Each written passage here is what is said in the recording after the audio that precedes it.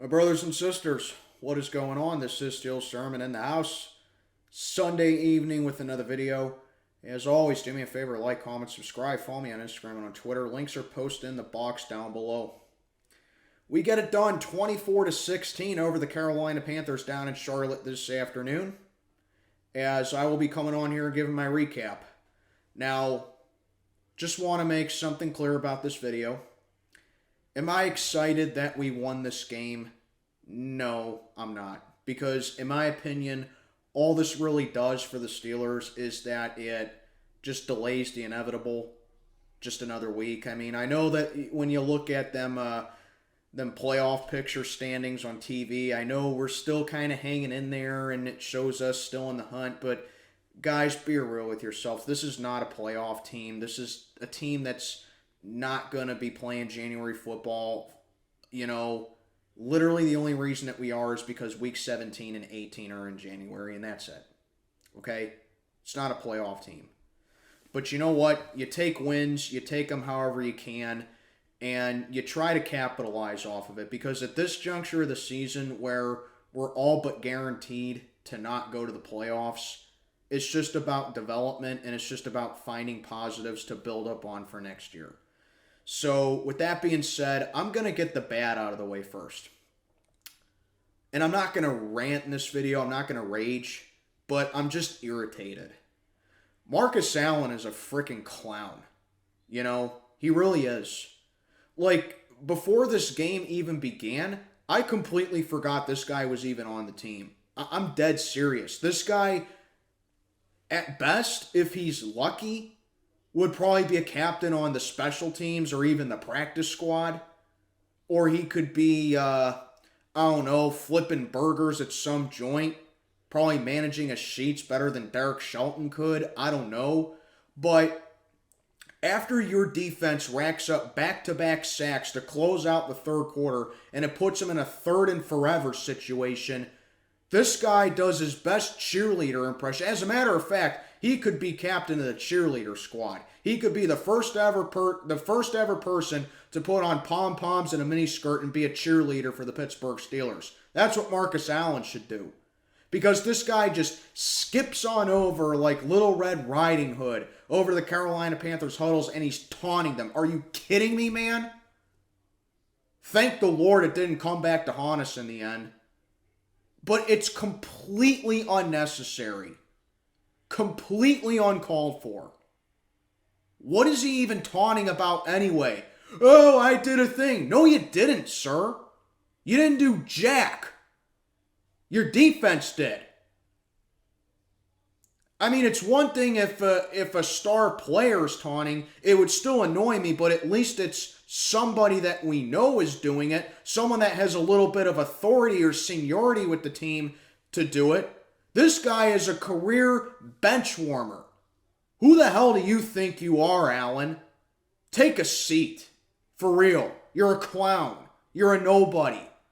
You've been on the team 5 years, and you have as many career NFL sacks as I do. You all have as many career sacks as Marcus Allen does. Who the hell are you? Have a seat, sir. Plain and simple. So he gives Carolina essentially a free drive to kick a field goal, but thankfully the defense today actually earned their reputation of being the most expensive defense in the league, because they allowed one touchdown today, and that came in the first quarter, I believe, where Carolina tied the game up. And you're thinking to yourself, you know what? It's the same movie script every single week with this team. We get off to a hot start offensively, and then our opponent comes back, ties the game, we end up losing. Carolina kicked 3 field goals after that, and they scored 16 points on the game. So, I will give the defense a big shout out for today. They did their job today.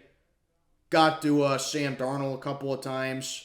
There were some stupid moments that the pass defense had, like they let DJ Moore gash us a couple of times for some wide open catches, and James Pierre looking like an idiot on one-on-one on the right side, where he got completely manhandled by DJ Moore. I mean, how does he not know that is Terrell Edmonds' guy to cover or Minkah Fitzpatrick's guy to cover. What's Pierre doing one-on-one anyway?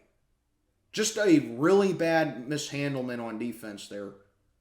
But thankfully, the defense buckled down, especially the rush defense. This was something that I was real concerned about heading into this game, was how we were going to be able to stop Dante Foreman. And the rush defense handled him pretty well. They kept him in check real well for this game. I got to give two guys in particular on the rush defense a massive shout out. Alex Highsmith, a great game for him again, quietly having a dominant year. He had his 11th sack of the season today, and he stopped just about every single handoff that the Panthers had. Massive shout out to Alex Highsmith. But a bigger shout out on the defense for me today goes to Larry Ogunjobi. Larry Ogunjobi, I mean, we got to give this guy an extension. We brought him here on a one-year deal in the offseason during free agency, and he has really lived up to his signing this year. Larry Ogunjobi is such an underrated part of this defense, and he's such a really good run stopper. He's a great physical guy as well. And every single time the Panthers went up against Larry Ogunjobi, he was right there. Made an impact early on, and he never took his foot off the gas pedal there. So Larry Ogunjobi had a really solid game today. And exactly, I would give him another year. At least another year. Larry Ogunjobi, a real good game for him. As I usually say in the Steel Twins chat, call him Larry Obi-Wan Kenobi, because the Force is with him. So, real good game for Larry Ogunjobi today. But the main reason we won today's game is, ironically, the reason that we've lost most of our games this year. It was the offense. Especially the run game. Ball control. Main example for today, the third quarter.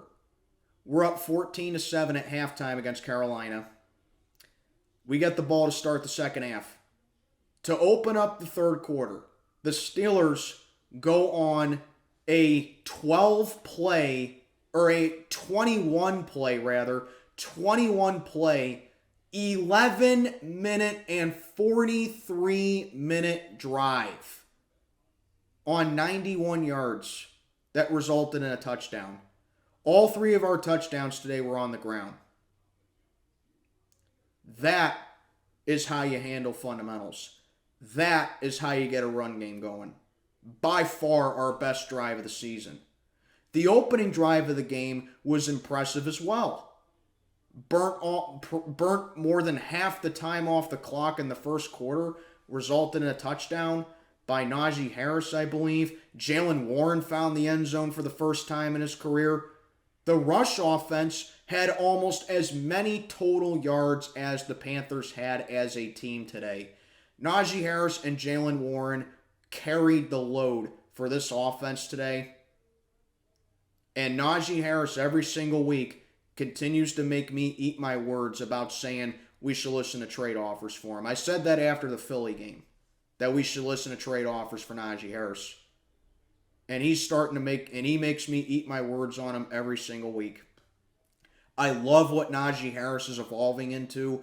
I love his developmental phases because while Kenny Pickett did not play today, I'll get to Mitch Trubisky in a little bit, but while Kenny Pickett did not play today, the other guy that we're seeing the developmental process and the other guy that we're seeing develop and grow is our first-round draft pick from last year, Najee Harris. And I know that he got off to a slow start to the year, and you're kind of getting annoyed with it, with his dancing and him missing holes and him not getting extra yards and him still fighting around. But as the weeks go by, ever since the first game after the bye week, Najee Harris has looked like the running back that we anticipated him to be. He's finding gaps. He's still fighting for yardage, but he's moving forward while finding holes. He's being versatile. He's taking risks, and he's getting yards after the carry. And there was one run that he had late in the game where he honestly could have taken it to the house if he had just gotten a little bit of an extra crease from the offensive line. It would have been a long-ass touchdown run. But Najee Harris and Jaylen Warren both played incredible today. And I really like what this offense is doing. If we can become a running back by committee type of offense, I really think that this offense has a lot of potential. We just need to get, and this in no way excuses Matt Canada.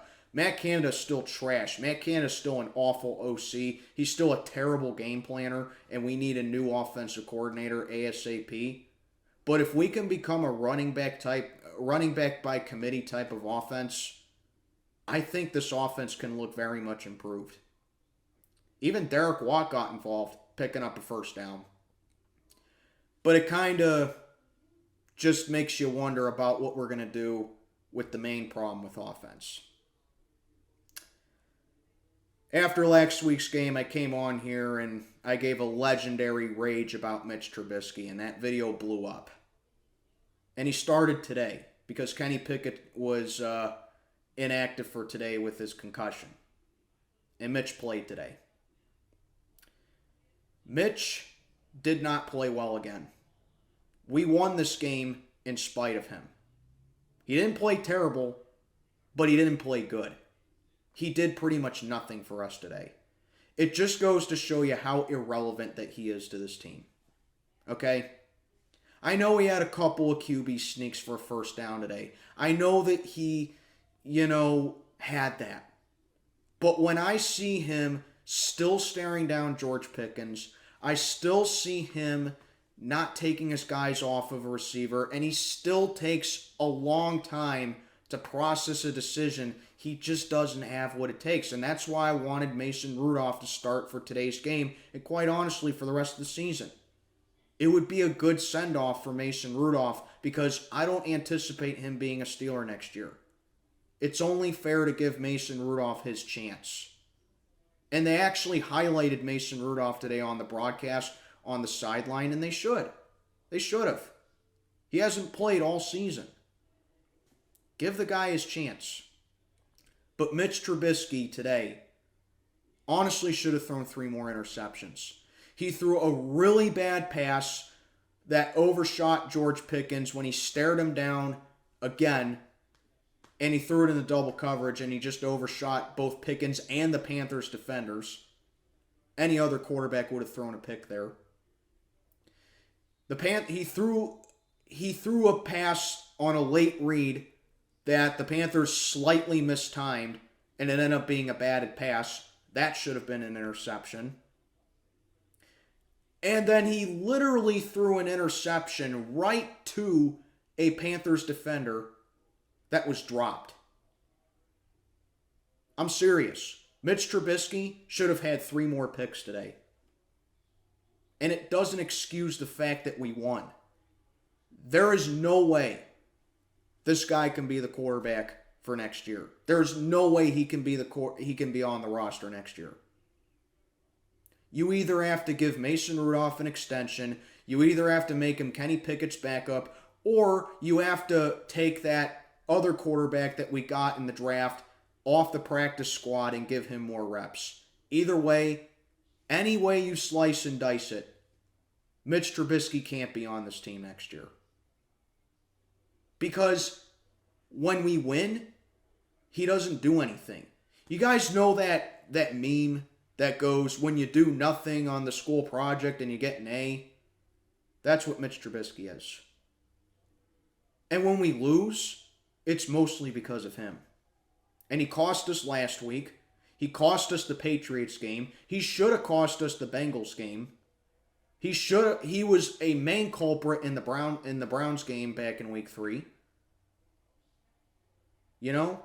Look at all the times that he's played. He has done nothing, or he's been marginal at best. The only time where Mitch did come through was, granted, it was against Tom Brady and the Buccaneers in week 6, okay? That's one thing I'll give him credit for. But then I thought to myself, you know what? Any backup quarterback or any mediocre quarterback in this league can go out there and put together a performance that can make you think that he's the guy. And Mitch just isn't the guy. That's all there is to it. But, we avoid loss number 9, at least for this week. We're still 6-8. Still not a good team. This is not going to be a playoff team. Don't get me wrong. I'm happy we won the game. It's always nice to see my team win.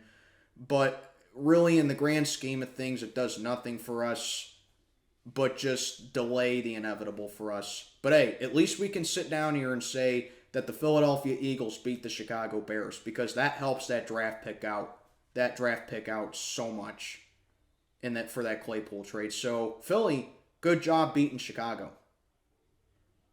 But as for us, we win it 24-16. And honestly, if I was a betting person, I would honestly bet Vegas for next week, because we all know the Raiders give us a lot of trouble. And we're just begging to have loss number 9. All right? I'm happy we won, but I'm not excited that we won, because I know where this team's going to be this time next month. It's just that simple. But I'll let them have their moment of glory for now. We get the win, but honestly, it's nothing to be excited about. Let me know what you think down below. This is Steel Sermon checking on out for the day. May God be with you all.